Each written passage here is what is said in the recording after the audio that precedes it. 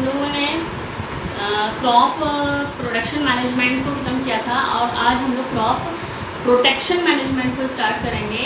आपको मैंने बताया था कि जो क्रॉप्स होती हैं, क्रॉप्स को किस तरीके से क्रॉपिंग पैटर्न में यूज़ किया जाता है, कैसे लगाते हैं क्रॉपिंग पैटर्न में, जिसकी वजह से क्रॉप की प्रोडक्टिविटी ज़्यादा हो। तो क्रॉप की प्रोडक्टिविटी को बढ़ाने के लिए हमने पढ़ा था क्रॉप प्रोडक्शन मैनेजमेंट में क्रॉपिंग पैटर्न को बेटा। अब क्रॉपिंग पैटर्न के बाद हम लोग अब हम लोग स्टार्ट करेंगे क्रॉप प्रोटेक्शन मैनेजमेंट। क्या पढ़ेंगे बेटा? Crop protection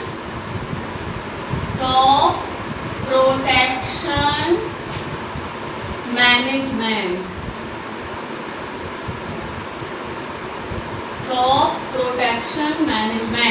crop protection management का मतलब ये है कि क्रॉप्स को, देखिए क्रॉप्स लगा देंगे इतनी मेहनत से, अगर किसान ने क्रॉप्स लगाई हैं तो अगर उनमें डिजीज़ लग जाते हैं तो कितना नुकसान होगा किसान को। तो इसीलिए क्रॉप्स को प्रोटेक्ट करना ज़रूरी होता है। किस चीज़ से प्रोटेक्ट करना ज़रूरी होता है? पैथोजन यानी कि डिजीज़ से, वायरस की डिजीज़ से, बैक्टीरिया की डिजीज़ से, फंगल डिजीज़ से, इन सारे डिजीज़ से प्लांट्स को प्रोटेक्ट करना होता है। दूसरी चीज़ ये और किस चीज़ से प्रोटेक्शन? वीड्स होते हैं। वीड्स क्या होते हैं बेटा? Unwanted plants. वीड्स क्या होते हैं? अनवांटेड प्लांट्स होते हैं जो कि फसलों के बीच में निकलाते हैं। जैसे आपने देखा होगा मटर के बीच में बथुआ ज़्यादातर निकलाता है। तो बथुआ हम लोग यूज़ करते हैं, लेकिन एक्चुअली वो बथुआ मटर के फील्ड में निकल रहा है। तो वो मटर की जितने भी, जो मटर की फील्ड है उसमें जितने भी न्यूट्रिएंट्स मटर को चाहिए होंगे वो सारे न्यूट्रिएंट्स तो वो बथुआ ले लेगा। मोस्ट ऑफ द न्यूट्रिएंट्स, सारे न्यूट्रिएंट्स नहीं कह सकते, तो मोस्ट ऑफ द न्यूट्रिएंट्स, जिससे कि उसकी मटर की जो फसल होगी वो बहुत अच्छी नहीं ग्रो कर पाएगी। इसलिए वीड्स को निकालना ज़रूरी होता है। तो वीड्स को निकालने के लिए हम लोगों को क्या करते हैं, या तो वीड्स को हाथ से उखाड़ देते हैं, जैसे वो दिखाई दिया कि बथुआ निकल रहा, उसको वहीं से हाथ से उखाड़ना शुरू कर दिया, या खुरपी से निकालते, खुरपी होती है ना जो खेतों में यूज किया, तो उससे निकाल देते हैं। या फिर एक मेथड ये किया जाता है कि समर में, यानी कि गर्मियों में खेत को प्लो किया था, प्लोइंग जो की जाती है ना, गर्मियों में खेत की प्लोइंग की जाती है, जिससे कि वो वीड्स जो है वो हाई टेम्परेचर से ख़त्म हो जाए। तो ये कुछ प्रोटेक्शन है। अब वीड्स के लिए तो वीडीसाइड्स भी डाले जाते हैं। वीडीसाइड्स कुछ केमिकल्स होते हैं, ठीक है। तो हमने कहा वीड्स जो हैं उससे प्रोटेक्ट करना होता है हमें अपनी फसल को। हमने कहा डिजीज़ से प्रोटेक्ट करना होता है, डिजीज़ वो जो पैथोजन से होती हैं। फिर हमने बात की कि जो क्रॉप्स होती हैं उनको प्रोटेक्ट करना होता है किससे? पेस्ट से। पेस्ट कौन से होते हैं? इंसेक्ट। पेस्ट कौन से होते हैं? इंसेक्ट होते हैं, इंसेक्ट पेस्ट होते हैं। तो ये इंसेक्ट पेस्ट से किस तरीके से हम क्रॉप्स को प्रोटेक्ट करेंगे, तो ये सारी चीज़ें हमें इस क्रॉप प्रोटेक्शन मैनेजमेंट में पढ़नी है बेटा। वीड्स के बारे में पढ़ना है, इंसेक्ट पेस्ट के बारे में पढ़ना है, ठीक है। Weeds, insect pest and diseases, ये सारी चीज़ें आपको इसमें पढ़नी है बेटा। चलिए, तो अब वही चीज़ हम थोड़ा सा लिखेंगे बेटा, क्रॉप प्रोटेक्शन मैनेजमेंट में आपको क्या क्या चीज़ें पढ़नी हैं।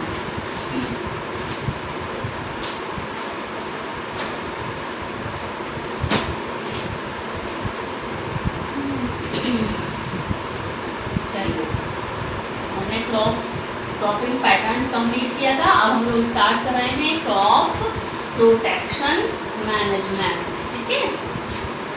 लिखिए बेटा, in fields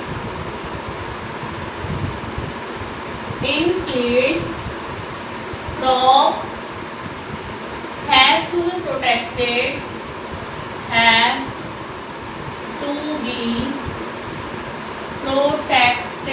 crops have to be protected from, किस चीज से प्रोटेक्ट करेंगे?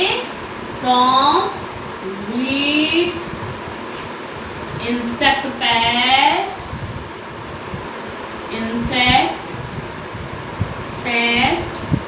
And diseases. ये सारी चीजों से प्रोटेक्ट करना है हमें अपनी फसल को, एंड डिजीजेस, ठीक है। आगे की crop protection management, crop protection management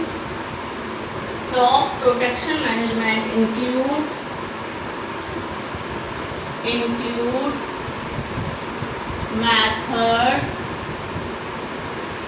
to reduce such kinds of kinds of infestation, यानी इस तरीके की infestation, such kinds of infestations, infection नहीं है बेटा, ये इन्फेस्टेशन है जो कि डिजीज, ये पेस्ट से होता है, इन्फेस्टेशन यानी आक्रमण, attack, such type of kinds of infestation because if not controlled in time, if not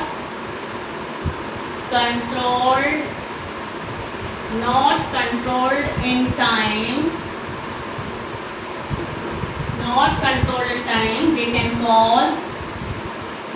they can cause heavy damage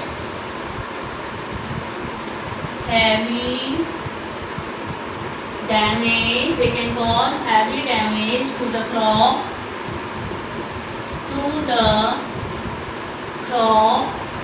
in a way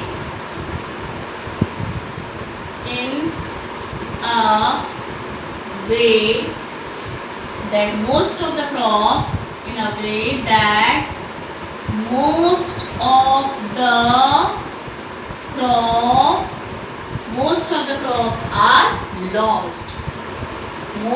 crops are lost. ठीक है, अब हम आते हैं मेथड्स पर. Various threats to crops includes, various threats यानी डर, जिससे डर होता है, वेरियस थ्रेट्स यानी डर, various threats to crops include number 1 weeds.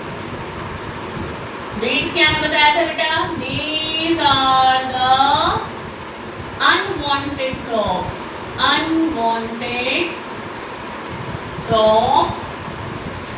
या unwanted plants कर लीजिए. These are the unwanted plants in the cultivated field.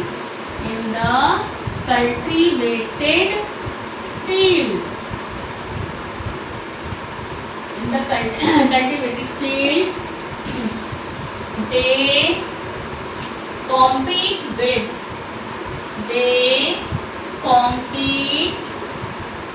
with the crops.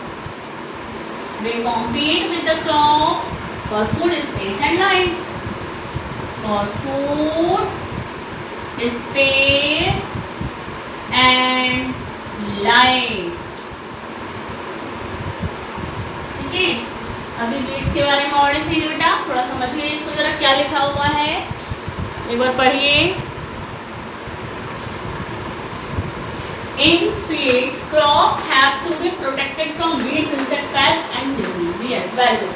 हमने कहा था क्रॉप्स को इन तीनों चीजों से बचाना है. Crop protection management includes methods to reduce such kinds of infestation. Such kinds, इस टाइप के such kinds of infestation है बेटा, ये जो कि आक्रमण कह सकते हैं आप, ठीक है ना, इन्फेक्शन नहीं है, infestation. Because if not controlled in time, क्योंकि अगर टाइम से इनको कंट्रोल नहीं किया गया इन इन्फेस्टेशंस को, they can cause heavy damage to the crops. बहुत ज़्यादा डैमेज कर देते हैं in a way that most of the crops are lost. और ज़्यादातर क्रॉप जो है वो खत्म ही हो जाते हैं. इस तरीके से इनको टाइमली इनको हटाना पड़ता है. इन सारे जितने भी ये इन्फेस्टेशंस हमने कहा, वीड्स, इंसेक्टिसाइड्स या डिजीजेस के पैथोजेंस. ठीक है, various threats to the crops include, यानी क्रॉप्स को जिस चीज़ से डर होता है खत्म होने का, उनको थ्रेट्स बोल रहे हैं बेटा. तो कौन कौन से थ्रेट्स होते हैं हम उनके बारे में पढ़ेंगे. वीड्स को पढ़ेंगे, इंसेक्ट पेस्ट को पढ़ेंगे और डिजीजेस के पैथोजेंस को पढ़ेंगे. ठीक है, तो हम पहले वीड्स को पढ़ रहे हैं. Weeds, these are the unwanted plants in the cultivated field. Cultivated field यानी जहाँ पर पहले से कोई फसल उगाई गई है, वहाँ पर अपने आप से कोई प्लांट्स उग गए हैं, उनको हम वीड कह देते हैं. They compete with the crops for food, space and light. हमने कहा था ना कि जो कल्टिवेटेड फील्ड है जहाँ पर हमने किसी क्रॉप को लगा रखा है, उस क्रॉप से ये वीड्स जो है कंपटीशन करते हैं. किस चीज़ के लिए कंपटीशन करते हैं? लाइट के लिए, यानी कि लाइट उनके पास तक नहीं आएगी, ऐसे वीड्स ही निकलते हैं. ऐसा नहीं कोई भी वीड कहीं भी निकल आता है कि मटर में ज़्यादातर बथुआ निकलता है, तो इस तरीके की वीड्स कहीं भी निकल सकते हैं. ठीक है ना, तो तो फूड स्पेस और लाइट के लिए फूड यानी न्यूट्रिएंट्स जो सॉइल से लिए जा रहे हैं वो न्यूट्रिएंट्स जब वो वीड से ले लेगा तो हमारी क्रॉप को क्या मिलेगा, तो हमारी क्रॉप हो जाएगी खराब। तो इन सारी चीज़ों के फूड स्पेस और लाइट के लिए ये वीड्स कंपटीशन करते हैं हमारी क्रॉप से। ठीक है, अभी हम वीड्स के बारे में और देखेंगे बेटा। चलिए मैं ऊपर वाला पार्ट हटा देती हूँ।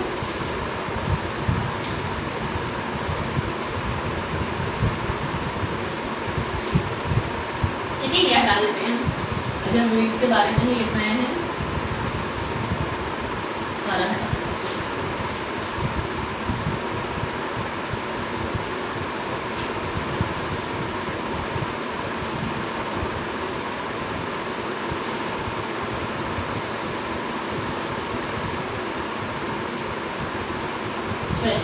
आगे लिखते हैं वीड्स के बारे में। वीड्स के बारे में लिखते हैं बेटा अभी हम।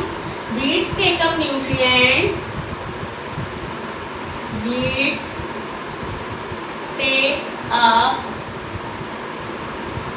Nutrients, weeds take up nutrients and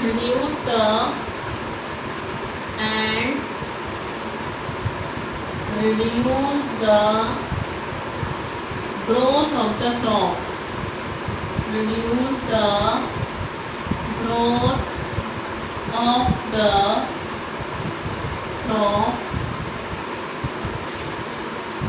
therefore they should be removed, therefore they should be removed, they should be removed during early stages,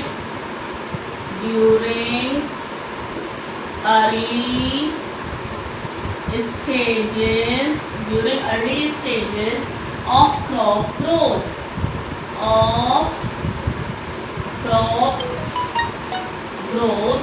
in order to obtain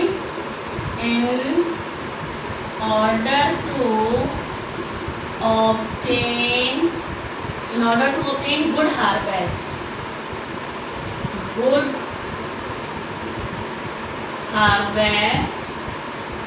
अब यहाँ लिखेंगे हम लोग एग्जाम्पल्स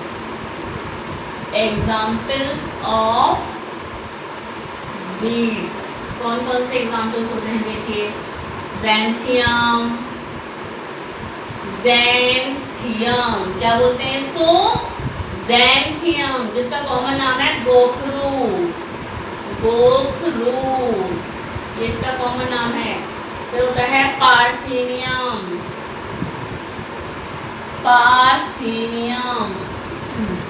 जिसको कहते हैं गाजर घास या कैरट ग्रास, ये भी है वीट। और होता है साइपैरिनस,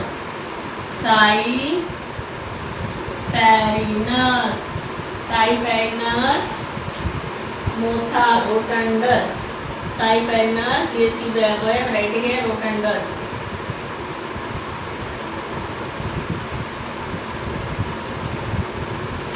साइपैरिनस रोटंडस इसलिए कहते हैं, इसका कॉमन नाम है मोथा। एमेरैंथस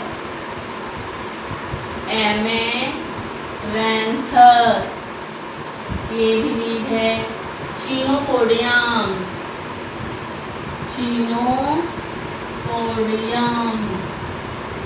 और वाइल्ड ओट, ये सारे वीड्स हैं जो कि क्रॉप्स को नुकसान पहुंचाते हैं। ठीक है, इनके नाम याद कर लीजिएगा। ज़ैंथियम, पार्थेनियम, अमेरैंथस, चिनोपोडियम, इनमें से ये मैंने आपको 4-5 लिखवाए हैं, 3, 4, 5, 6 लिखवाए हैं। इनमें से आप 4 तो कम से कम याद करिएगा बेटा। Xanthium, parthenium, cyperinus rotundus, amaranthus, chenopodium और वाइल्ड ओट। तो these are the name of the weeds के नाम है ये। ठीक है, चलिए आगे लिखते हैं। अब हम लोग क्या लिखेंगे, अब हम लिखेंगे methods to control weeds,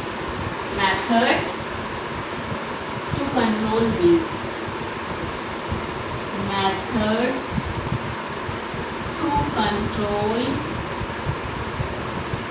weeds.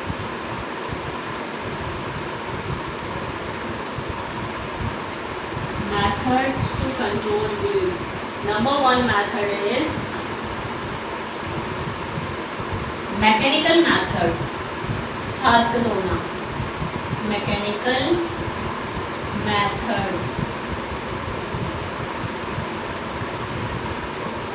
Mechanical methods इसमें क्या करते हैं, अपरूटिंग, जड़ से उखाड़ देते हैं उस प्लांट को, अपरूटिंग, वीडिंग विद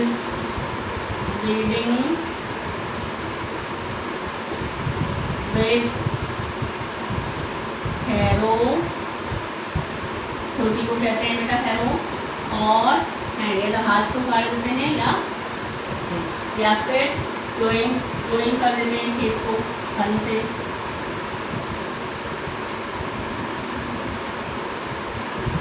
प्लोइंग या burning and flooding, burning and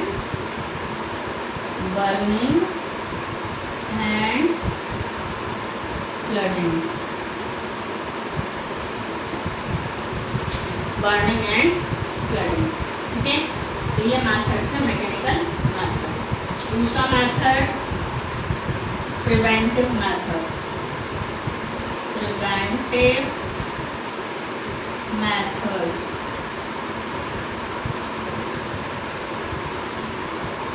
proper seed bag preparation, proper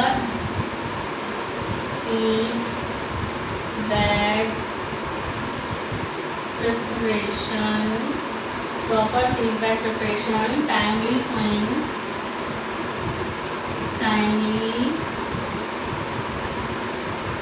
sowing of crops, intercropping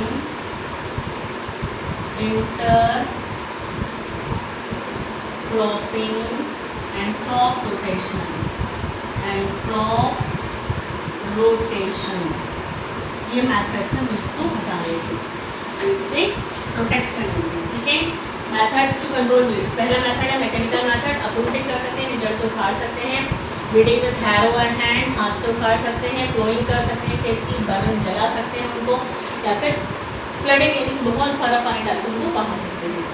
preventive methods, पहले से क्या प्रिवेंशन ले सकते हैं, पहले से प्रिवेंशन, जैसे कि वीड्स निकलेंगी ना। Proper seed bed preparation, seed bed preparation मतलब, सीड बेड प्रिपरेशन का मतलब होता है सीड्स को बोने से पहले, सीड की सोइंग करने से पहले हमें किस तरीके से पूरी फील्ड को तैयार करना पड़ता है। टाइमली सोइंग ऑफ क्रॉप्स को अगर टाइम से अगर सोई किया जाएगा, यानी कि उगाया जाएगा, टाइम से अगर सोइंग की जाएगी बीजों की, तो कभी भी नहीं निकलेंगे बीड्स। इंटरक्रॉपिंग कर सकते हैं, इंटरक्रॉपिंग अभी हमने आपको बताया था बेटा, इंटरक्रॉपिंग में एक लाइन जैसे 2 लाइन गेहूँ की उगा दी गई, 2 लाइन मटर की उगा दी गई, इससे क्या होता है कि वीड्स प्रॉपर न्यूट्रिएंट्स एक ही क्रॉप्स के लिए खत्म नहीं करते हैं। क्रॉप रोटेशन कर सकते हैं, क्रॉप रोटेशन भी बताते हैं, एक साल आपने कुछ और क्रॉप लगाई, दूसरे साल में आपने गेहूँ की फसल लगाई, तीसरे साल आपने मटर की फसल, तो उससे भी वीड्स खत्म हो सकते हैं, क्योंकि वहाँ पर वो न्यूट्रिएंट्स वीड्स को मिलेंगे ही नहीं, जो कि वीड्स को चाहिए होते हैं, जो ज़्यादातर निकलते हैं, तो वो खत्म हो जाएंगे वीड्स, वहाँ से बिल्कुल वीड्स खत्म हो सकते हैं। ये हमने पढ़ा वीड्स। ठीक है, हमने मैथड्स भी पढ़ लिए कि मैथड्स क्या है वीड्स को कंट्रोल करने के।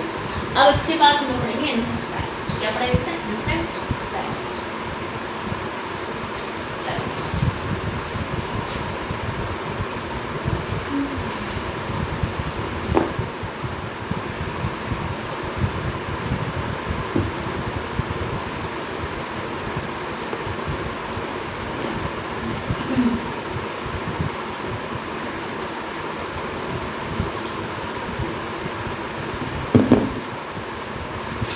इंसेक्ट पेस्ट पढ़ते हैं।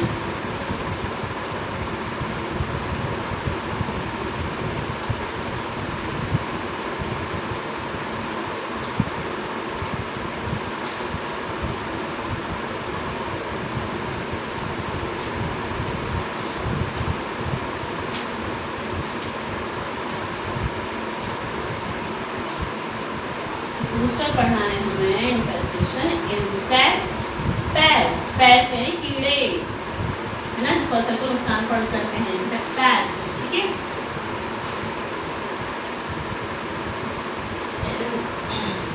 Generally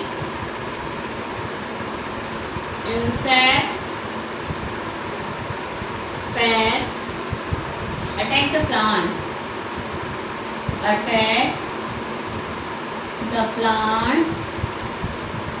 in the following ways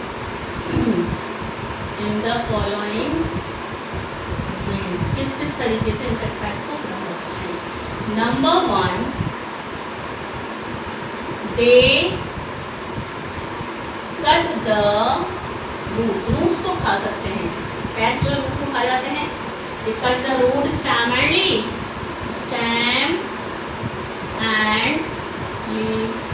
example कौन सा हो गया? लोकस्ट। लोकस्ट एक कीड़ा होता है, इंसेक्ट होता है जो फसल को खराब करता है, रूट को काट लेता है, स्टेम को काट लेता है और लीफ को भी खा लेता है। दूसरा होता है दे सक the cell from various parts of the plant, various parts of the plants example aphids, cell sac को सक कर लेते हैं। सेल के जितने भी प्लांट्स के पार्ट होते हैं उनके सबके सैक को सक कर लेते हैं, पौधा अपने आप मर जाएगा। तीसरा क्या कर सकते हैं? छेद कर सकते हैं फ्रूट्स में। ये पेस्ट होते हैं, छेद कर देते हैं। They bore into stem and fruits, into stem and fruits. Example shoot borer larvae, shoot borer larvae. ठीक है। पेस्ट कंट्रोल्ड बाय, किस किस तरीके से पेस्ट को कंट्रोल कर सकते हैं? Use resistant varieties. और क्या कर सकते हैं? समर प्लोइंग कर सकते हैं, समर प्लोइंग कर सकते हैं।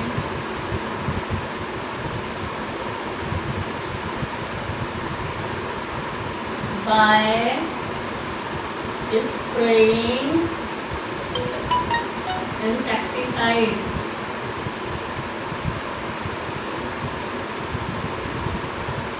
example Theodomer linden, Theodane and linden।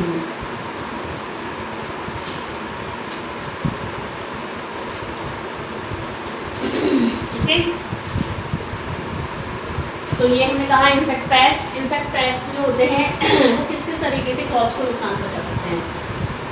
They cut root stem and leaf, root stem leaf को कट कर सकते हैं। जैसे कि एग्जांपल है लोकस्ट होते हैं इंसेक्ट, रूट स्टेम लीफ को खा जाते हैं। They suck the cells from various parts of the plant, जैसे एफिड्स क्या करते हैं? प्लांट्स के जितने पार्ट होते हैं उनके अंदर का सारा सैप यानी प्रोटोप्लाज्म सब खींच लेते हैं, तो प्लांट मर जाता है।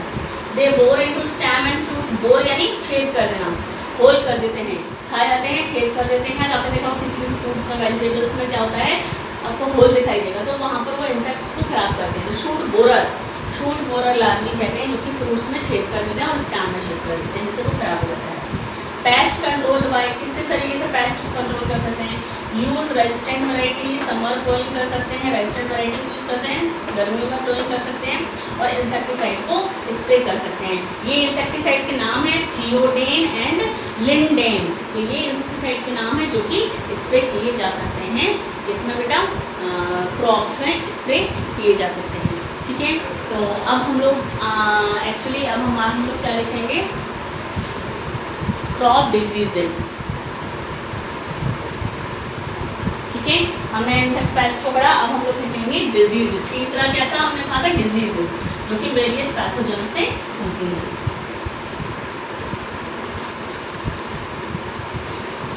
चलिए,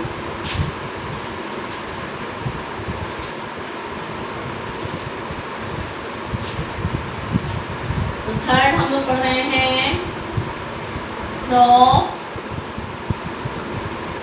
diseases. Crop diseases caused by pathogens. जानते हैं आप लोग pathogens like bacteria,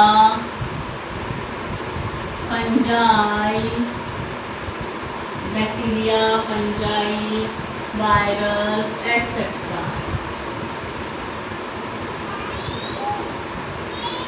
ठीक है, कंट्रोल कैसे कर सकते हैं, controlling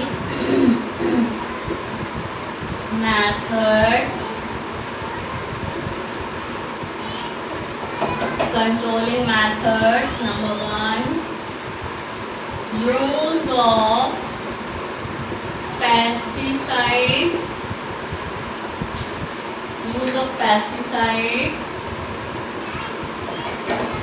herbicides, insecticides and fungicides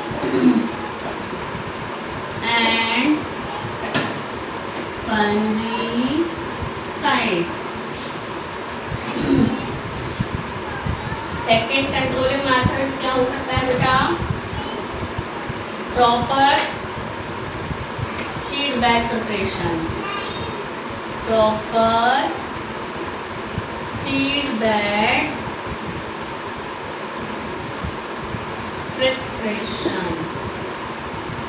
third method क्या हो सकता है, मैकेनिकल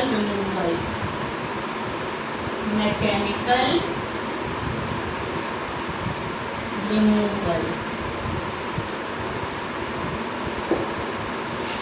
ठीक है बेटा। These are the diseases, crop diseases, जो कि डिफरेंट टाइप्स के पैथोजेंस जैसे बैक्टीरिया से, वायरस से, इन सभी से होता है। ठीक है, कंट्रोलिंग मेथड्स पेस्टिसाइड्स यूज कर सकते हैं, हर्बिसाइड्स यूज कर सकते हैं, इंसेक्टिसाइड्स, फंगिसाइड यूज कर सकते हैं। Proper seed bag preparation, seed को सो करने से पहले प्रॉपर प्रिपरेशन होनी चाहिए, ये इंसेक्टिसाइड डाल दिए गए हैं या नहीं, ये सब चेक करना चाहिए। मैकेनिकल रिमूवल यानी कि अगर कहीं पर भी इस तरह के पैथोजेंस लगते हैं तो वहाँ से उस पार्ट को, किसी प्लांट में लग रहा है तो उस प्लांट को निकाल देना चाहिए जिससे कि और प्लांट में इन्फेक्शन ना हो। तो ये मैकेनिकल रिमूवल होता है। क्रॉप प्रोटेक्शन मैनेजमेंट हमने पढ़ा है बेटा। क्रॉप प्रोटेक्शन मैनेजमेंट में अब हम लोगों को पढ़ना है स्टोरेज। आपने देखा हम लोग स्टेप वाइज चल रहे हैं। क्रॉप्स को पहले वैरायटी कैसे बनानी चाहिए, तो क्रॉप को कैसे यील्ड ज़्यादा करनी चाहिए, फिर हमने पढ़ा क्रॉप की प्रोटेक्शन यानी कैसे बचाना चाहिए क्रॉप्स को। अगर क्रॉप बच गई, क्रॉप्स की पैदावार हो गई, क्रॉप्स बच गई, अब उन क्रॉप्स की जब हार्वेस्टिंग होगी, कटाई होगी, तब उनको कैसे स्टोर करना चाहिए, क्योंकि अगर स्टोरेज ढंग से नहीं हुआ, प्रॉपर स्टोरेज नहीं हुआ तो किसान को बहुत ही ज़्यादा लॉस हो जाएगा। क्योंकि इतनी मेहनत अगर किसी खेत में की गई है, इतनी मेहनत से अगर फसल को उगाया गया है और अगर उसकी स्टोरेज ढंग से नहीं हुई तो उसको कोई भी चूहे खा सकते हैं, है ना, या कोई भी कीड़े खराब कर सकते हैं। अगर आपने उसको नमी से खराब हो सकती है, जिससे कि फंगस लग सकती है स्टोरेज करने का। तो उन सबसे किस तरीके से हमें फसल को बचाना है, हार्वेस्टिंग करने के बाद स्टोरेज कैसे करनी है, ये सब हम लोग नेक्स्ट लेक्चर में पढ़ेंगे बेटा। और स्टोरेज ऑफ ग्रेन्स के बाद अब हमारा एनिमल्स वाला पार्ट स्टार्ट हो जाएगा, प्लांट्स वाला पार्ट खत्म हो जाएगा। ठीक है, हम लोग इसमें प्लांट का पार्ट पढ़ रहे हैं, हम तो फूड रिसोर्सेज पढ़ रहे हैं। हम लोग तो प्लांट के प्रोडक्ट भी यूज़ करते हैं, एनिमल के प्रोडक्ट भी यूज़ करते हैं, तो हम लोग तो इम्प्रूवमेंट इन फूड रिसोर्सेज पढ़ रहे हैं। तो इम्प्रूवमेंट इन फूड रिसोर्सेज में प्लांट्स का इम्प्रूवमेंट हमने पढ़ लिया, अब हम एनिमल्स का इम्प्रूवमेंट पढ़ेंगे। ठीक है, चलिए नेक्स्ट लेक्चर में हम लोग पहले स्टोरेज ऑफ ग्रेन्स पढ़ेंगे और उसके बाद हम लोग एनिमल हस्बेंड्री को स्टार्ट करेंगे। एनिमल हस्बेंड्री बोलते हैं उसको।